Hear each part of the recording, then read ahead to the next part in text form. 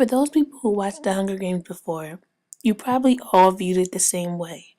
A great sci-fi movie with a lot of action and adventure. It was only created to entertain. But I think there's more to the story. I think The Hunger Games can fall under a political critique film, and I'll tell you why. But first, what are political films? Political films are films which portray current or historical events or social conditions in a biased way in order to inform or persuade the viewer. Although most political films differ in many ways, they usually share similar criteria.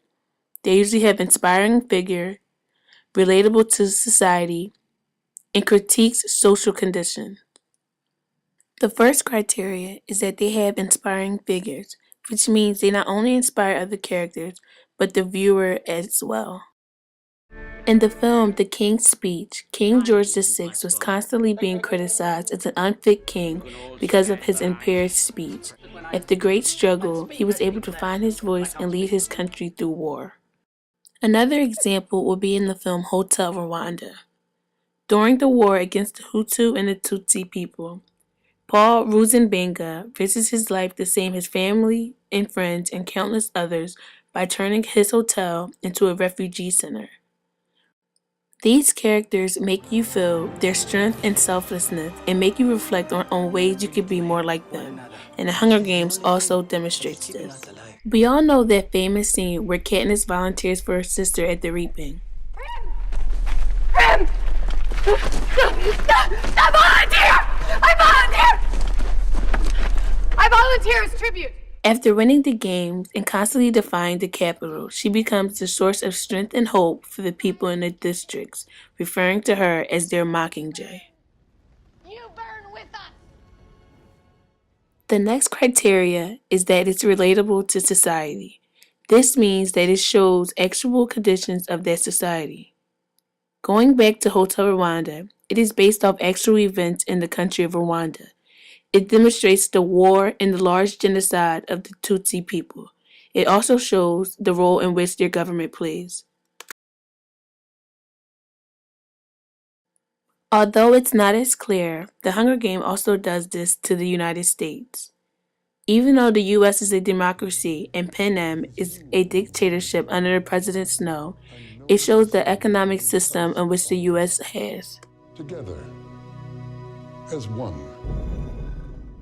In the film, it constantly shows the large amount of people living in the 12 districts as very poor, unhappy, and constantly starving,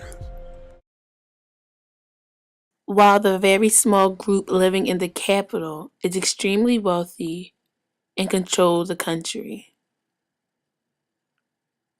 This exactly correlates to the United States. The 2013 census showed that 45.3 million people lives in poverty in the United States, and the rate is constantly going up. While the top 1% of people in wealth in America has more money than the other 99% combined. The next criteria is that all political films critique the social conditions of that society. We all know the very emotional scene where young Rue is killed in the first Hunger Games, and also the scene where the elderly man is executed by the military, also known as peacemakers, for expressing his mind. We then realize how corrupted their government is. These people have been following these rules for over 75 years.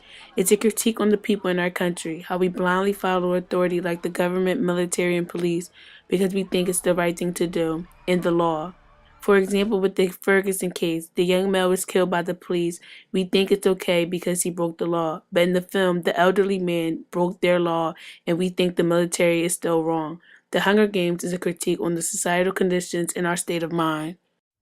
Are you coming to So the next tree? time when you watch The Hunger Games and think of it as a silly sci-fi or an action-adventure film, think twice. Strange things did happen here, no stranger would it be if we met at midnight in the hanging tree. Are you